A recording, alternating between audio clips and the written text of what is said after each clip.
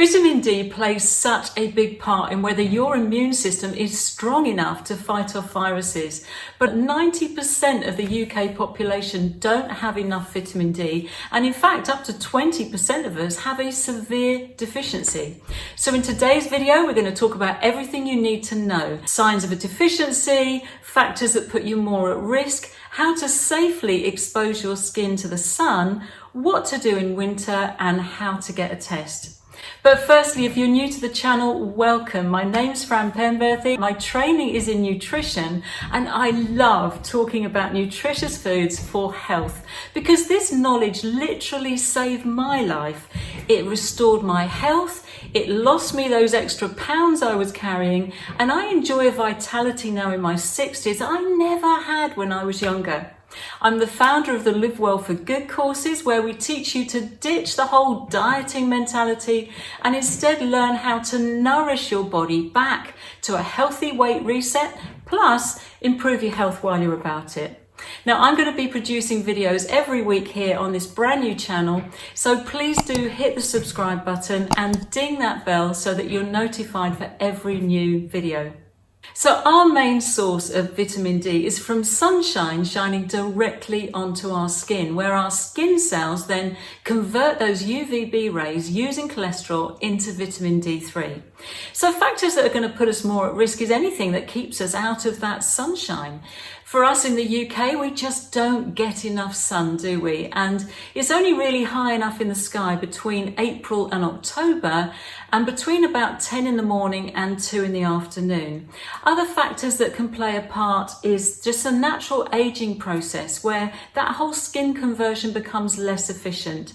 Obesity can play a part, and also our skin colour, because the darker your skin naturally is, the longer exposure you will need to those sun's rays. And then of course it's anything that blocks those sun's rays hitting your skin. So that can include air pollution or smog or cloud cover or clothing or sunscreen. So how does a deficiency show itself? Well, it's a wide range of symptoms ranging from bone pain or joint pain or bone loss, muscle pain, muscle cramps, susceptibility to just infection after infection. It can even come down to things like depression, or leading on to more major disease conditions such as high blood pressure or diabetes or even certain cancers.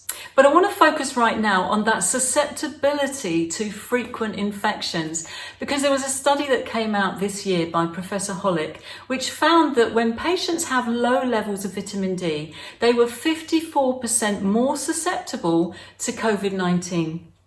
Now, there is actually a simple finger prick blood test that you can take here in the UK that will tell you for sure if you have a deficiency in vitamin D. And I'll put the details of that in the description box for you.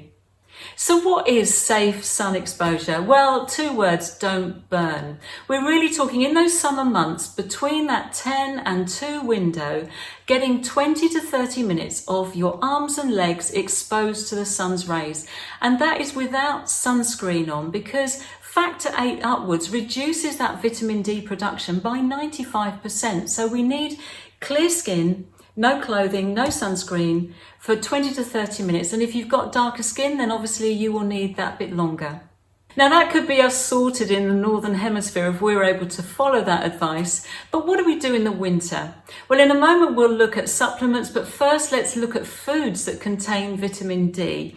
Now, it is at much lower levels, so it will never compete with the sun, but it's really good to eat these foods regularly, not only for the vitamin D, but also for the other wonderful nutrients that they contain as well.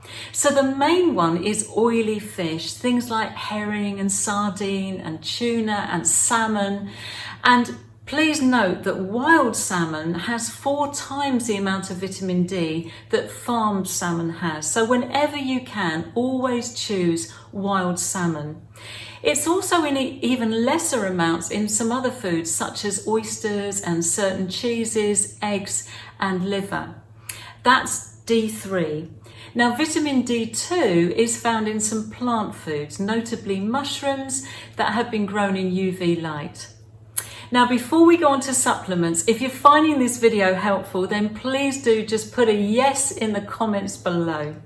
So now let's get on to supplements. Well, disclaimer first, if you're on any medications at all, always check out supplements with those medications to make sure there's no contraindications. So how do we supplement vitamin D? Well, Professor Hollick that I mentioned earlier, he recommends 3,000 to 4,000 IUs of vitamin D every day. And we're talking vitamin D3, so do make sure that it says that on the packaging. Now, you can get it in tablet form or a spray form that you just spray on the inside of your mouth. Do buy just whichever suits you the best. But I want you to remember that vitamin D is not a magic pill. It is a wonderful nutrient that works alongside many other nutrients. For instance, there are some co-workers that work with vitamin D. Vitamins A and K, and then there's things like magnesium and boron and selenium. And also there's some antioxidants like vitamin A, C and E that actually protect vitamin D within your body.